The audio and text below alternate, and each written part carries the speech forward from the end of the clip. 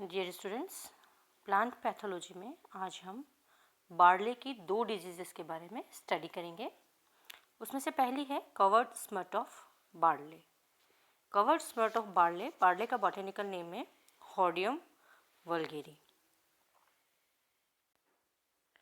Covered smut of barley यह world wide distributed है। यह जनरली इंडिया के नॉर्दर्न पार्ट्स में ज़्यादा पाई जाती है और वहाँ पर ससेप्टेबल वेराइटीज़ में कंसिडरेबल डैमेज करती है ग्रेन्स को।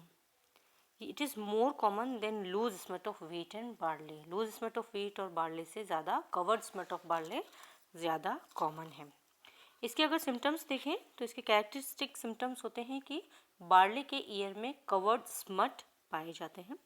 उन स्मट के ऊपर एक परसिस्टेंट मेम्ब्रेन पाई जाती है जो कि स्पोर्स को अंदर ही क्लोज किए हुए रखती है जब तक कि प्लांट्स फुली मैच्योर नहीं हों।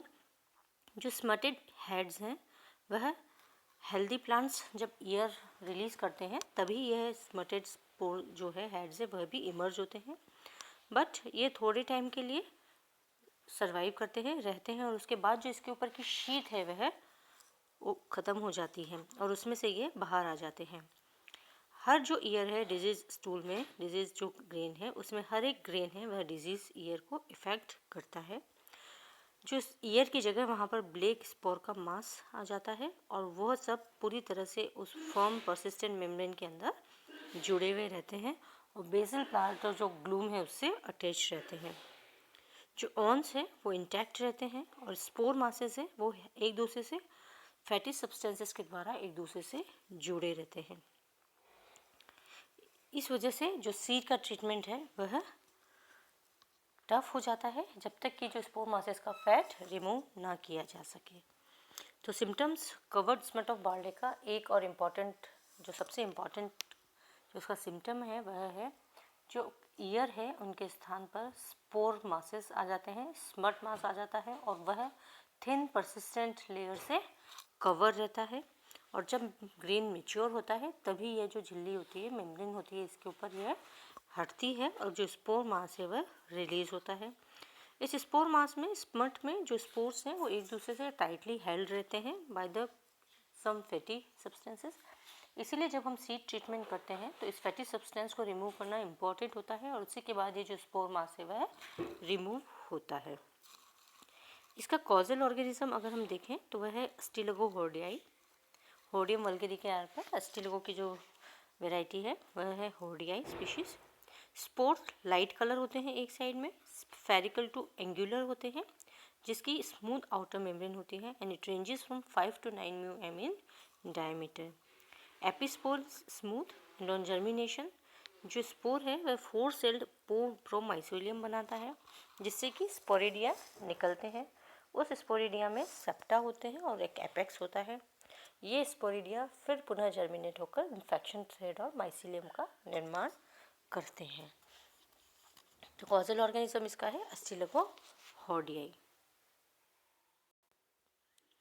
इसकी डिजीज साइकिल और इसके प्री डिस्पोजिंग फैक्टर्स अगर हम देखें, प्री डिस्पोजिंग फैक्टर्स जैसे मैंने आपको पहले भी समझाया था, it is the environmental conditions which are favourable for the diseases. तो ये डिजीज़ है it penetrates through the externally seed borne smut spores, क्योंकि सीड्स के साथ वहाँ स्मट स्पोर्स जो है वो एयर में डेवलप हो जाते हैं, इसीलिए वहाँ पर यह सीड बोर्न डिजीज़ कही जाती है जो कि हेल्दी सीड्स को भी कंटामिनेट कर देती है during the threshing, during the storage.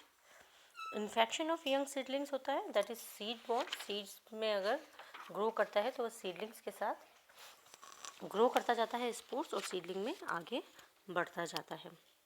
Through the if you go through the diagram, तो यहाँ पे डायग्राम में जो ईयर हैं उसके जो ऑन्स हैं वो बिल्कुल इंटैक्ट नज़र आ जाते हैं और ब्लैक मास ऑफ स्पोर्स यहाँ पर नज़र आते हैं जो कि लूज़ नहीं होते हैं और वो कवर रहते हैं एक मेम्ब्रेन के द्वारा।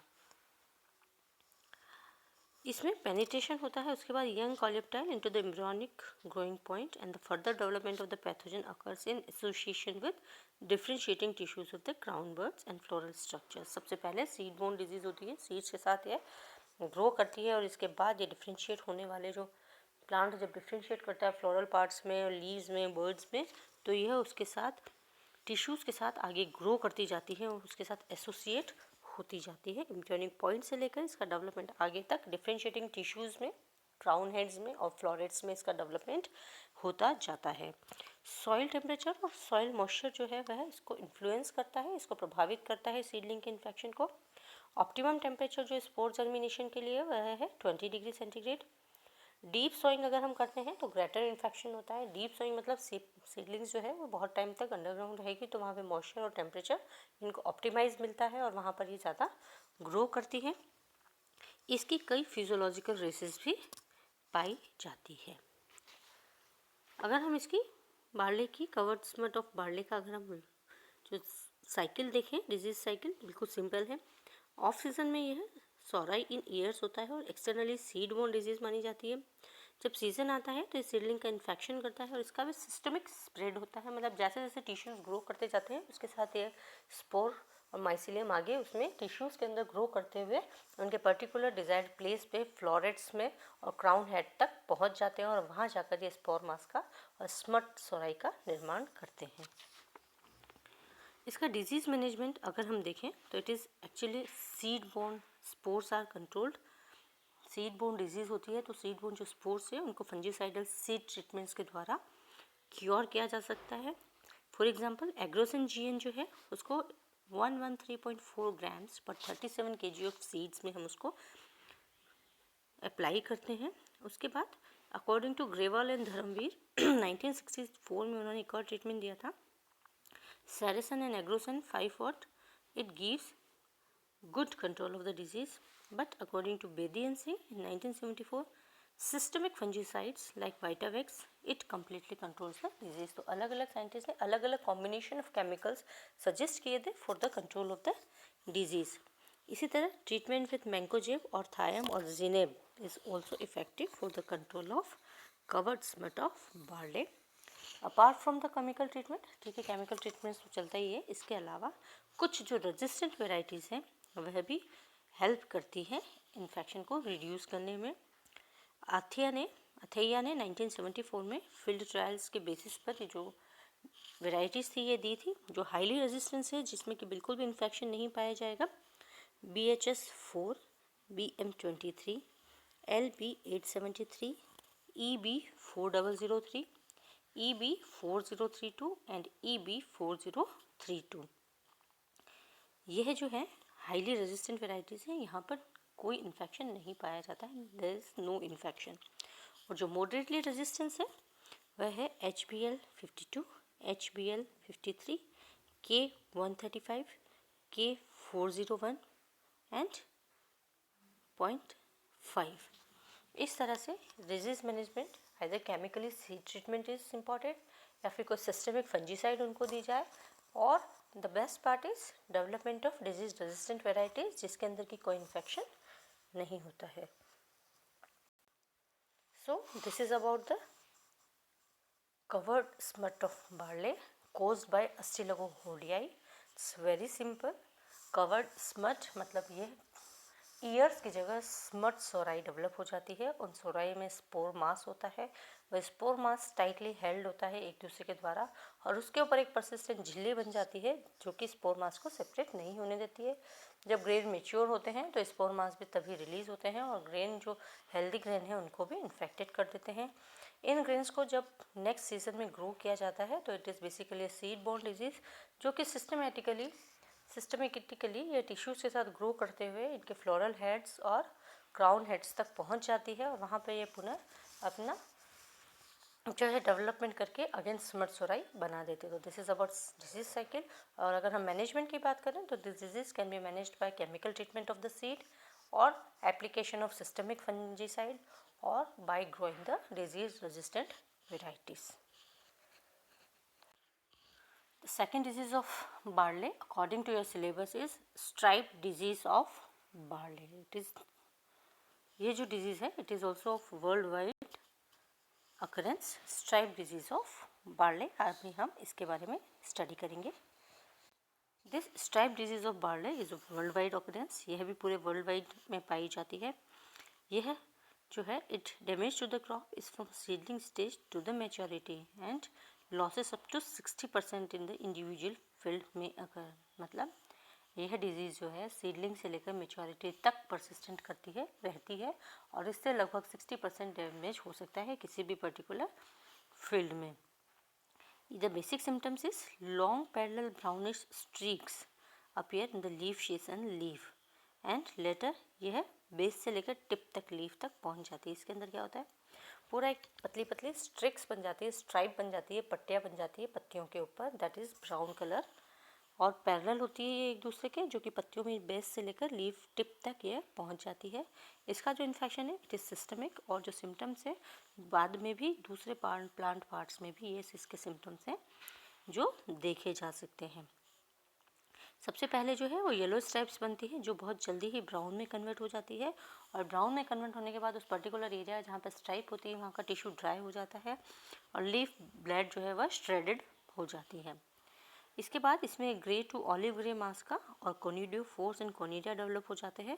कई जगह जो लेसेंट टिश्यू हैं वहाँ पर इस तरह के कोनिडियोफोर्स एंड कोनिडिया डेवलप हो जाते हैं।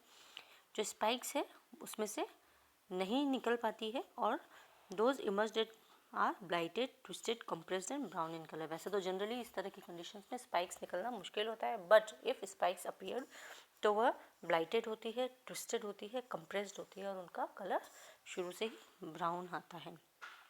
सिंह एंड सिद्दीकी में 1986 में इसमें 22% लेस ग्रेन इन्होंने ऑब्जर्व किया था, बट रिसेंटली जो माथुर एंड भटनागर हैं उन्होंने 1991 में इसमें से 31.9% से लेके इसमें इस लॉसेस को इन्होंने ऑब्जर्व किया था। कॉजल ऑर्गेनिज्म जो है इसका ड्रेसरेला ग्रामिनिया है, जो कि पहले इसको हेलमिंथोस्पोरियम ग्रामिनियन कहा जाता था। इसकी परफेक्ट स्टेज जो है वह पायरिनोफोरा ग्रामिनिया पाई है। तो ड्रेसरेला जो है ये ड्यूटेरोमाइसिटीज का मेंबर है और इसकी परफेक्ट स्टेज पायरिनोफोरा में ग्रामिनिया के नाम से जानी जाती है। जो माइसिलियम होता है वह बहुत अबंडेंट होता है और सब हाईलाइन टू ये लाइट येलो कलर का होता है। इसमें बहुत ज़्यादा माइसिलियम होता है और ये हाईलाइन से light yellow, pale yellow colour का होता है। कल्चर में अगर हम ग्रो करें तो ये ग्रे से लेकर ऑलिव टू ब्लैक तक ये नज़र आ जाता है। Grey olive to black means there is development of conidia of this colour. इसके बाद the pathogen pathogen doesn't produce conidia unless it is exposed to cyclic change of light and darkness. अगर हम कल्चर करें तो अगर हम इसको light and dark hours नहीं दें, फोटो पीरियड जो है फोटो पीरियड्स में आपने पढ़ा होगा light hours and dark hours are important for the growth of a plant. तो अगर हम इसको light and dark alternate hours नहीं दें तो इसमें कोनिडिया डेवलप नहीं होते हैं। कोनिडियोफोर और कोनिडिया प्लांट्स में हेडिंग के टाइम पर प्रोड्यूस हो जाते हैं और यह 3 से 5 के रूप बेसल फेसिकल्स ऑफ 3 to 5 के रूप में डेवलप होते हैं। जो बेसल सेगमेंट है वह लंबा होता है और जो डिस्टल पोर्शन है वह स्लैंडर और ग्रे कलर से जो ओलिवी कलर है वहाँ तक ग्रे से ऑलिव कलर का होता है। बेसल सेगमेंट है वो एनलार्ज होता है, बड़ा होता है और जो डिस्टल पोर्शन है वह स्लैंडर होता है, मतलब पतला होता है। कोनिडिया भी बिल्कुल हाईलाइन से येलोइश ब्राउन कलर के होते हैं, स्ट्रेट होते हैं, सब सिलेंड्रिकल होते हैं और एंड पे टेपर्ड होते हैं, मतलब पॉइंटेड होते हैं। उसके अंदर 1 से 7 सेप्टा उपस्थित हो सकते हैं जिसमें कंस्ट्रिक्शंस नहीं होते हैं, मतलब सीधी सीधी लाइन होती है, मार्जिन्स में कर्व नहीं होता है।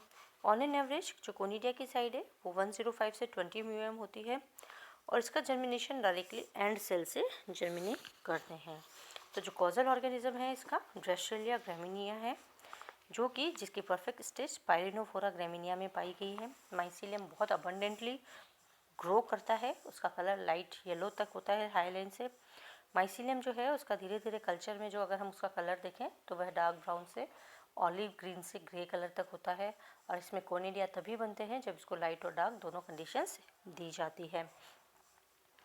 प्लांट्स की जो ससेप्टिबल वेराइटीज़ है वहाँ पर ये हेडिंग जब ईयर फॉर्मेशन आता है ससेप्टिबल प्लांट्स में तभी ये ज़्यादा नज़र आते हैं, तभी ये अपना कोनिडिया प्रोड्यूस करते हैं।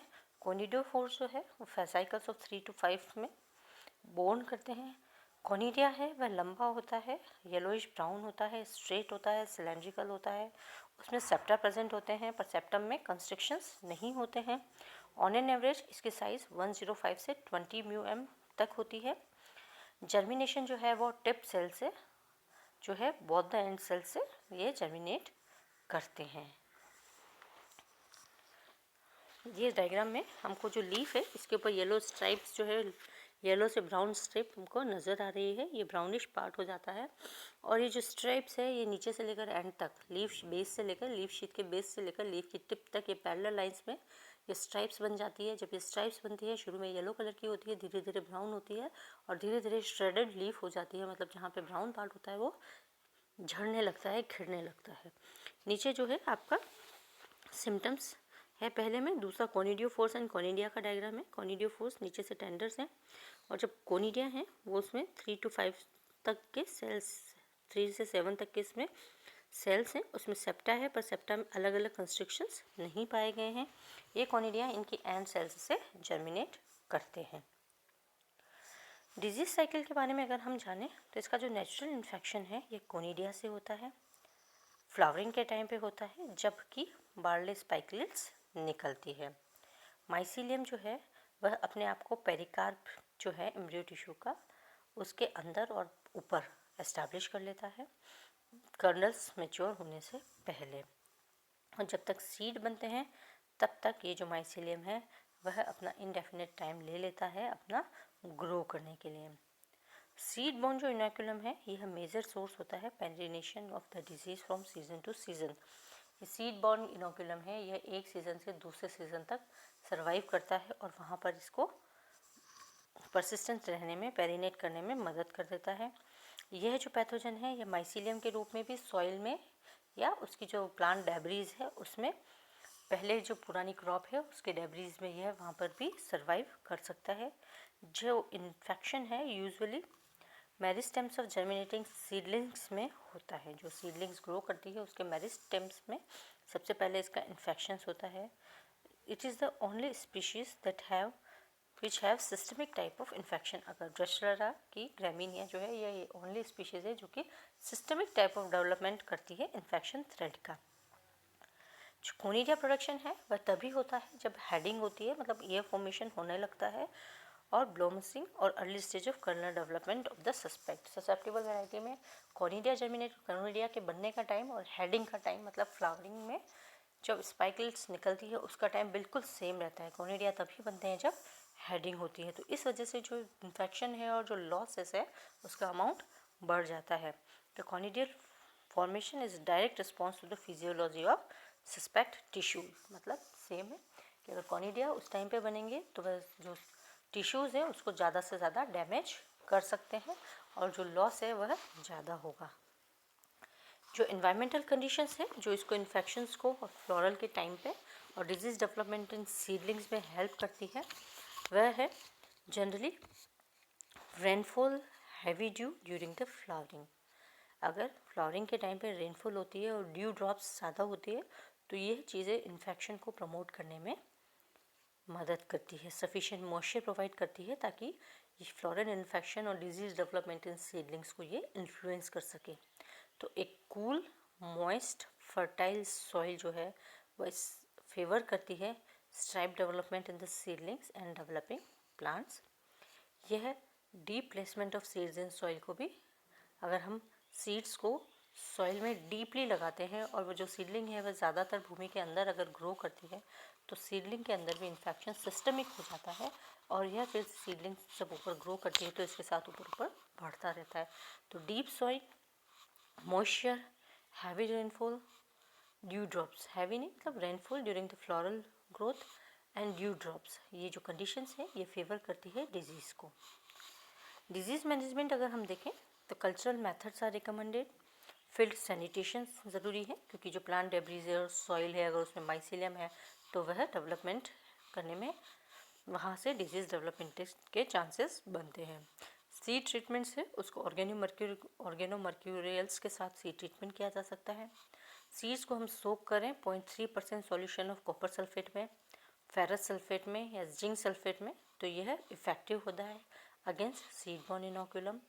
कुछ जो है रेजिस्टेंट वेराइटीज़ भी इसमें ग्रो की गई है, K12, CN292, K40, K69, K30, K572 से लेकर 22 to 64/69, K24, K125, K129, K131, K133, K441/7, Moroccan, Algerian, VL10, VL11, HBL107. So these are some important resistant varieties against the stripe disease of barley. So this is all about the stripe disease of barley. आज हमने दो disease जो आपके syllabus में थी barley की उसके बारे में स्टडी किया. The first one is covered smut of barley caused by Astilago hodii, and the second one is stripe disease of barley caused by Tresurla graminii. Both are different. जो stripe disease है उसमें basic symptoms होते हैं, leaf के ऊपर brown colour की parallel stripes बन जाती है, और वह बाद में जो कोनिडियोफोर्स जब डेवलप होते हैं तो फ्लोरेट्स के अंदर तक इन्फेक्शन कर देते हैं. दोनों ही केसेस में जो इन्फेक्शन है वो सिस्टमिक होता है और वो टिश्यूज़ के साथ ग्रो करते करते ईयर हेड्स या फ्लोरेट्स में पहुंच जाता है. कवर्ड स्मट में जो है स्मट स्पोर्स ईयर के रूप में, ईयर की जगह स्मट स्पोर्स डेवलप हो जाते हैं जो कि एक थिन परसिस्टेंट मेम्ब्रेन के द्वारा कवर रहते हैं. और इस तरह से यहाँ पर जो है कोनिडियोफोर्स ड्रेसुला ग्रामिनी क्या करती है, कोनिडियोफोर्स बनाती है, और जो कोनिडिया बनने का टाइम है और जो हेडिंग ऑफ प्लांट का टाइम है वह कोइंसाइड करता है, तो बहुत लॉस होता है. These two are the important disease of barley. I hope you understand the topic. Thank you.